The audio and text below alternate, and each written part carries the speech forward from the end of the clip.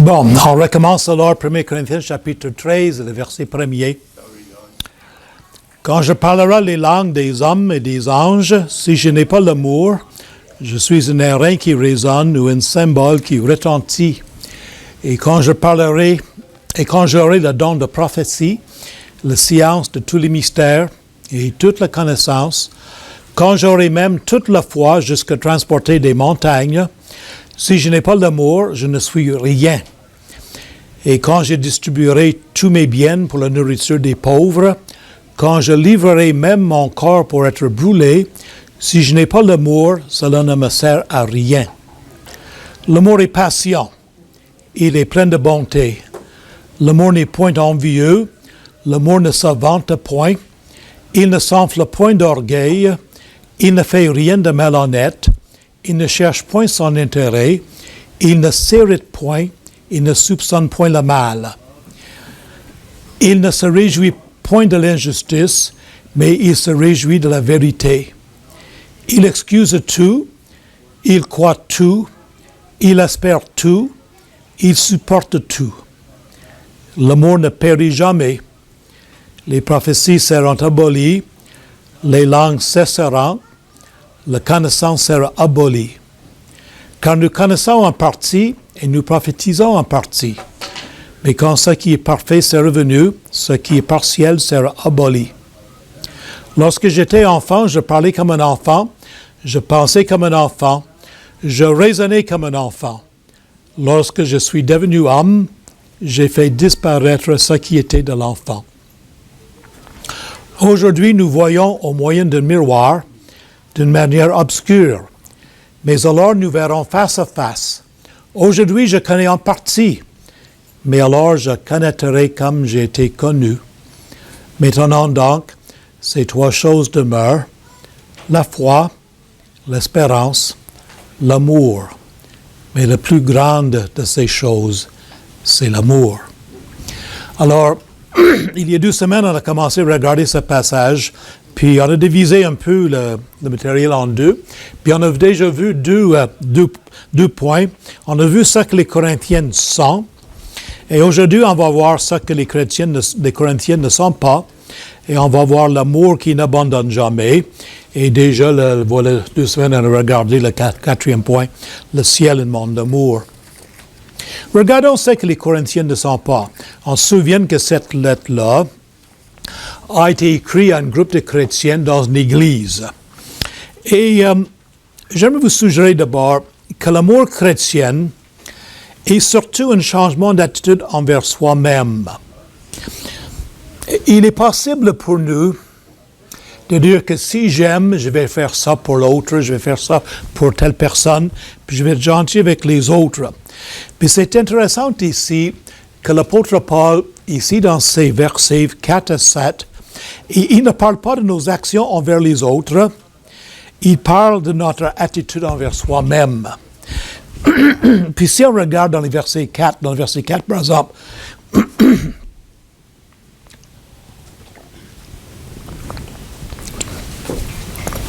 l'amour est patient, il est plein de bonté. L'amour n'est point envieux. Je suis en train de préparer une étude sur l'envie, que je vais peut-être présenter ici un jour.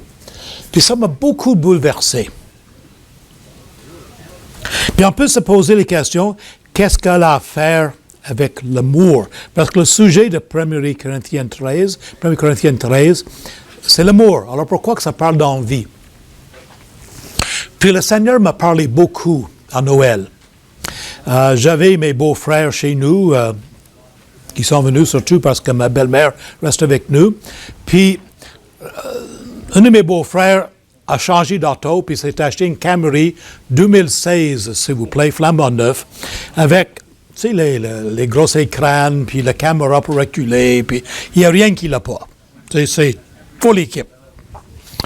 Puis l'autre Camry qu'il avait, elle avait 2 ans. Puis il commençait à tanner, là, puis il voulait changer. Mais moi, j'ai une Camry 2007, avec 262 000 km. Tu comprends, là?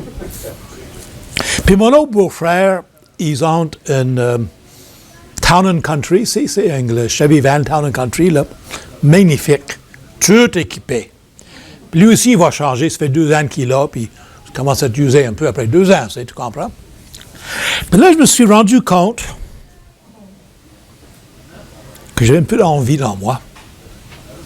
Parce que c'est sûr que nous autres, je vais probablement mourir avec cette Camry-là, moi, en 2007, tu sais. L'envie. Puis cette envie-là m'a empêché d'aimer. Tu comprends, là? Une des choses que j'ai découvert sur l'envie, qui m'a beaucoup touché, c'est qu'en effet, c'est probablement le seul péché qui n'a pas de bénéfice, qui ne donne jamais plaisir. Écoute bien. Si on se met en colère, c'est un péché, mais ça fait du bien des fois là, que, tu sais, de laisser aller un peu, n'est-ce pas? Là? Il y a un plaisir très temporaire, mais... OK? Puis, l'adultère, bon, c'est un péché terrible, mais il y a quand même un plaisir qui vient avec ça, qui est bien temporaire.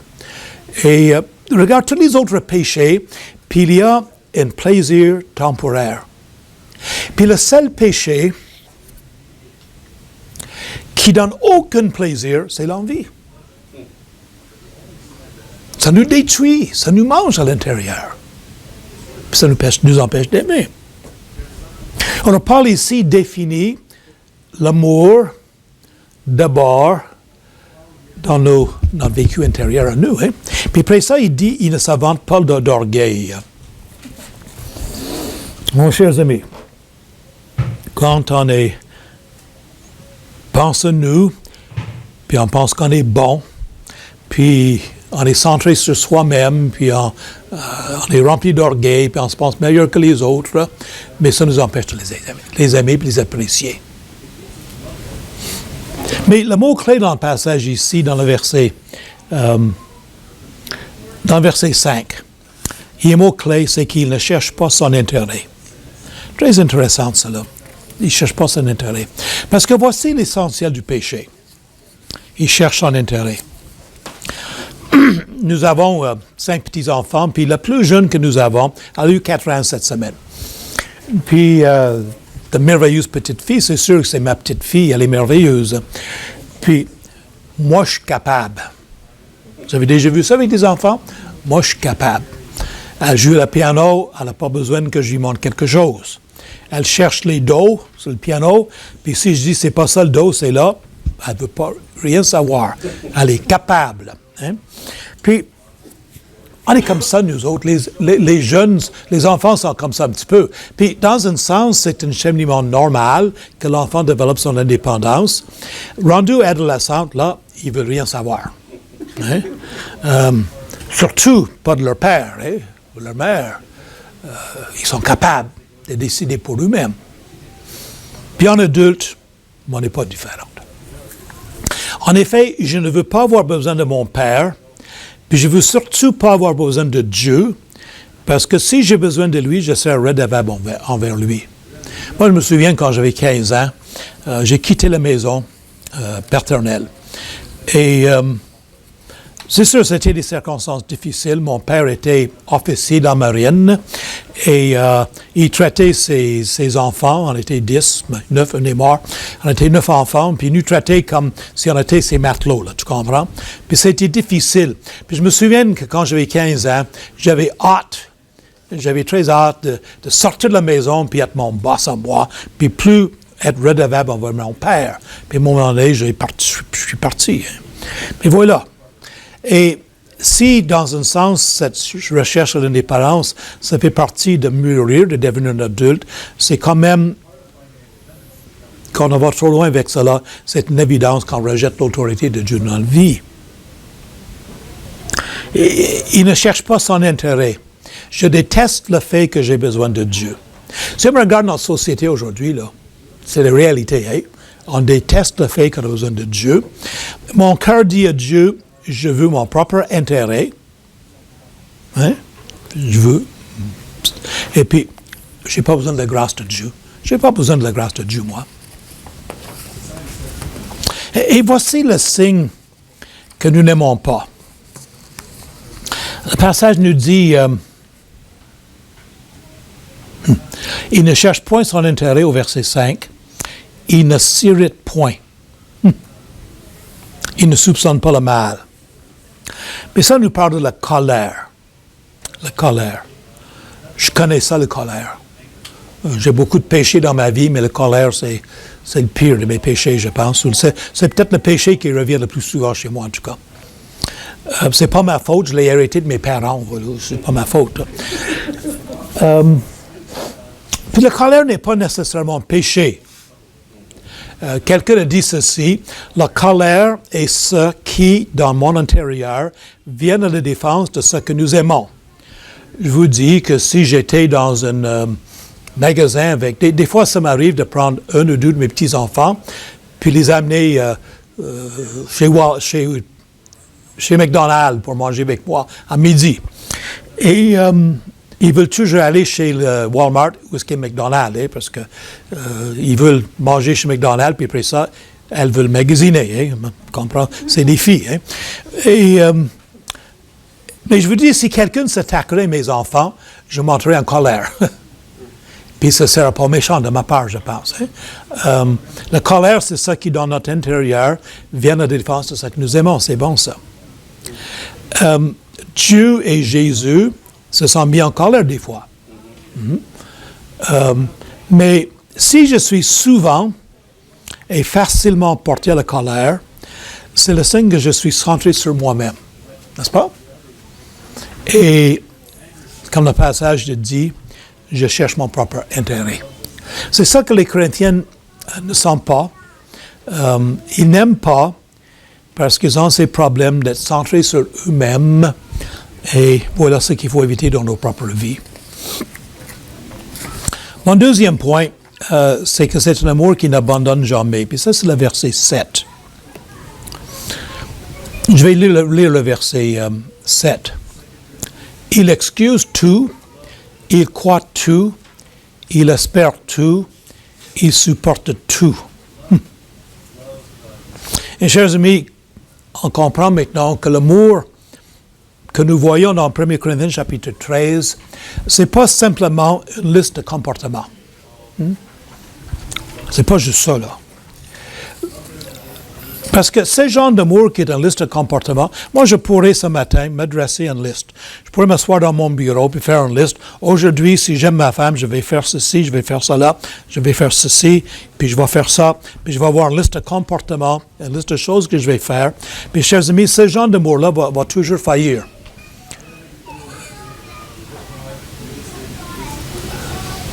Il rattrape, oui.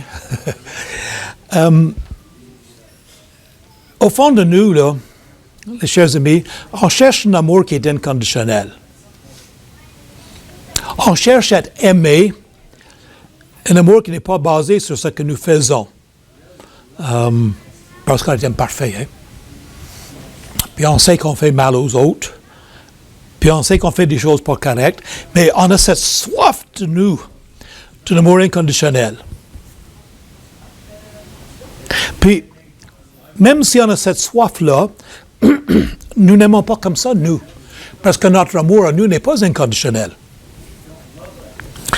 Et j'aimerais vous suggérer que ce genre d'amour-là, nous ne le trouverons pas ici-bas sur la terre. Cet amour inconditionnel.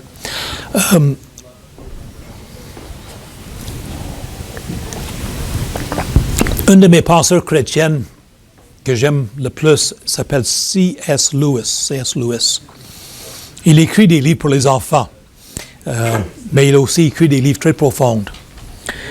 Puis, une des pensées que C.S. Lewis présente assez souvent, et assez clairement, c'est que si dans notre être intérieur, il y a un besoin profond qu'on ne peut jamais combler ici-bas sur la terre, qui ne sera jamais réalisé ici-bas sur la terre, c'est parce que ce besoin-là va être comblé ailleurs. Et que nous n'avons pas été créés pour ce que nous avons ici sur la terre, nous avons été créés pour d'autres choses plus grandes.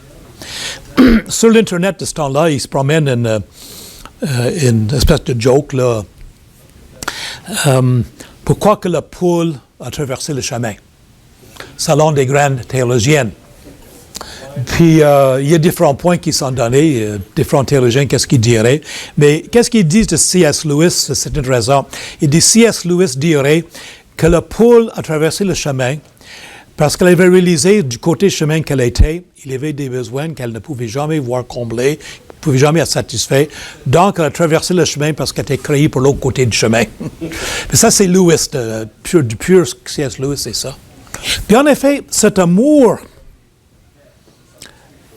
profond besoin d'amour que nous avons été créés pour cela. Nous avons été créés dans l'image de Dieu. Chers amis, probablement je reviens sur ça souvent, mais pour moi c'est important. C'est que depuis toute l'éternité, le Père aime le Fils aime le Père, puis Dieu est amour. Puis cet amour-là dure depuis toute l'éternité. Puis Dieu nous a créés dans son image. Puis une des choses que cela implique, le fait que Dieu nous a créés dans son image, c'est que nous avons été créés avec la capacité, puis le désir, puis le besoin d'aimer, puis d'être aimés. Puis ça vient de notre création, de qui que nous sommes. Puis parce qu'on est des pécheurs, parce qu'Adam a péché, puis nous avons hérité d'Adam, une nature pécheresse, et parce que nous péchons tous les jours, on ne réalise pas cela. On ne le reçoit pas, puis on ne le donne pas non plus. Puis j'aimerais vous dire que le vrai chrétien, c'est celui qui a expérimenté l'amour de Dieu. Ça, c'est le vrai chrétien. Il faut réaliser que la loi, c'est les commandements, on pense que si on fait ci, puis on ne fait pas cela, qu'on va te sauver, là. Mais la loi est basée sur l'amour. Si nous aimons vraiment notre voisin, nous ne lui volerons pas, on ne va pas lui mentir, puis on ne va pas commettre l'adultère, si on l'aime vraiment. Puis c'est intéressant. Jésus, on lui a posé la question, c'est quoi le plus grand des commandements? Puis Jésus a répondu, tu aimeras le Seigneur de ton Dieu, de tout ton cœur, de toute ton âme et de toute ta pensée. Et tu aimeras ton prochain comme toi-même. De ces deux commandements dépendent toute la loi et les prophètes. Donc la loi, là, est basée sur l'amour. Sur l'amour. Et c'est remarquable ici que Paul personnifie l'amour. Et il ne dit pas ici, tu dois être patient, puis tu dois pardonner, puis tu ne dois pas être envieux. Mais il dit, l'amour est patient, l'amour pardonne, l'amour n'est pas envieux. Et Paul ici nous donne le portrait du vrai amour. Il nous montre c'est quoi le vrai amour. Et c'est comme la loi, c'est comme toutes les listes de comportements dans la Bible. Le but ici, c'est de nous pousser vers Jésus. Ce chapitre-là, 1 Corinthiens 13, je l'étudie depuis des mois et des mois. Puis je le lis, puis je vous dis, des fois, je suis dans mon bureau, mais je le lis, puis je l'étudie, puis je pleure. Je dis, Seigneur, je ne suis pas comme ça. Je ne suis pas comme ça. Puis j'ai 68 ans, puis je ne pense pas qu'il reste assez d'années dans ma vie pour devenir comme ça. Moi, là, c'est pas moi, ça. Mais ça me pousse vers Jésus, qui, lui, incarne l'amour. Chers amis, l'amour n'est pas une liste de comportements. Le vrai amour, c'est une personne. Et 1 Corinthiens 13 nous pousse à Jésus-Christ, lui qui est le vrai amour. Et avant que l'amour devienne un comportement, l'amour doit devenir une personne qui demeure en nous. Nos cœurs sont méchants. Et nos méchants cœurs nous empêchent d'aimer comme on devrait aimer. Mais lorsque Jésus-Christ vient demeurer en nous, lorsqu'on le reçoit comme notre Seigneur et notre Sauveur, il vient demeurer en nous, c'est possible là, de démontrer le vrai amour.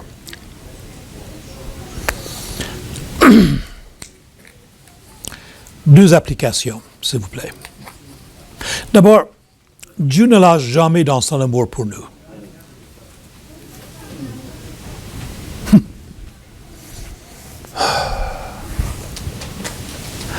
Et je pose la question, moi, dans mes relations avec mes enfants, mes amis, mon épouse, est-ce que je lâche dans mon amour?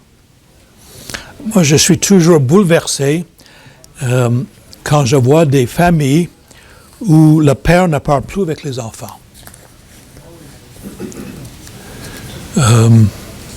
Chez nous, c'était comme ça. une des choses tristes, mon épouse était là. La première fois que j'ai amené mon épouse à Vancouver pour visiter ma famille était en Nouvelle-Écosse quand j'ai quitté le foyer, mais mon père a déménagé à Vancouver avec mes 4 frères plus jeunes, mes 2 sœurs. Puis j'ai pas vu mes parents pendant 7-8 ans, je pense. Puis après qu'on s'est mariés, j'ai amené ma mère à Vancouver. Puis mon plus jeune frère, Philippe, mon père l'avait mis dehors. Puis il est venu me voir, il était dehors. Puis ma mère pleurait, puis elle est allée vers lui pour le voir, parce qu'elle n'avait pas le droit de lui parler. Hein? Puis je me souviens que mon père me disait, ma femme, il n'est pas là, il n'y a personne là, va pas lui parler, il n'est pas là, il n'existe pas. Tu te souviens-tu de ça? Hein? Puis sur ma rue, je parle des fois avec mes voisins, je suis là seulement depuis 1 an et demi, je parle avec mes voisins, ils sont toujours surpris que notre maison est toujours pleine de mes enfants, ils sont toujours là les enfants chez nous. Puis il y a un père qui me dit, mais mes enfants ne viennent jamais chez nous. Puis, chers amis, dans nos relations avec nos enfants, tu sais, j'étais pas un fils parfait. Puis mes enfants, moi, n'étaient pas parfaits non plus, je vous le dis là. Mais moi, j'ai dit à mes enfants, là, mon amour envers vous est inconditionnel. Que vous fassiez quoi que ce soit, je vais vous aimer quand même. Ça ne veut pas dire qu'il n'y aura pas des conséquences, mais je vous aime sans condition. Mes amis, je dois les aimer sans condition. Mon épouse, je dois l'aimer sans condition. Puis moi, je ne veux pas culpabiliser qui que ce soit. Puis le divorce, ça existe, puis c'est triste, puis tout ça, là, je le sais.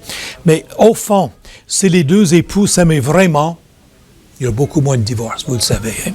Puis, notre amour est devenu conditionnel, tandis que l'amour de Dieu est inconditionnel. Moi, je suis content, enfant du Seigneur, qui a reçu Christ comme un sauveur personnel, que je fasse n'importe quoi, Dieu ne va pas cesser de m'aimer.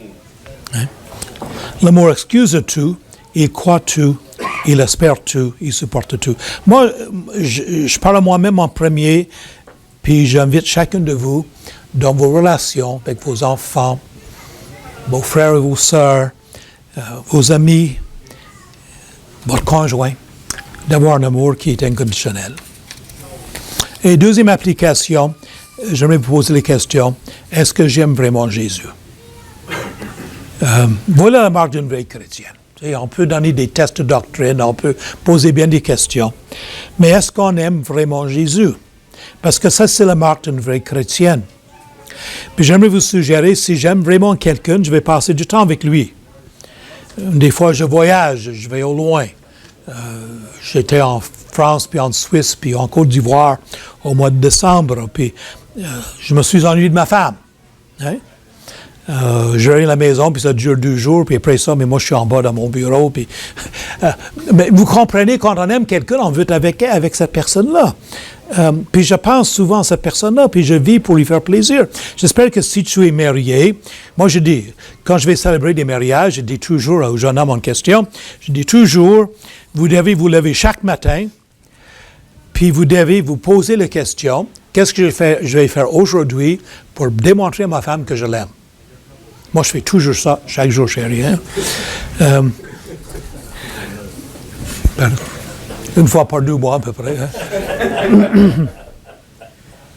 Et chers amis, je pense qu'on doit regarder dans notre cœur, notre utilisation du temps, notre culte personnel. Est-ce qu'on aime vraiment Jésus? Puis si cela est vrai, ça va être évident qu'on va vouloir passer du temps avec lui. Bien, nous allons prier. Seigneur, on tourne vers toi, puis on te remercie. Tu es le Dieu qui aime. Seigneur, les dieux qui ont été inventés par les hommes n'aimaient pas. Mais toi, tu es le Dieu qui aime parfaitement. Merci que tu aimes ton Fils Jésus depuis toute l'éternité. Merci Jésus que tu retournes cet amour parfait envers ton Père depuis toute l'éternité. Et voici, méchants comme nous sommes, tu décides de nous inclure dans cette relation d'amour. Tu décides de nous aimer. Tu fais ce choix-là. Et tu nous aimes inconditionnellement. Merci pour ton amour, Seigneur. Aide-nous à changer nos attitudes intérieures. L'envie, jalousie, l'orgueil, toutes ces choses dans nos cœurs qui nous empêchent d'aimer. Aide-nous à vaincre ces passions dans nos cœurs. Puis aide-nous à vivre vraiment dans l'amour envers les autres. Et avant tout, Seigneur, aide-nous à vraiment aimer Jésus-Christ. Nous demandons ces choses en son nom précieux. Amen.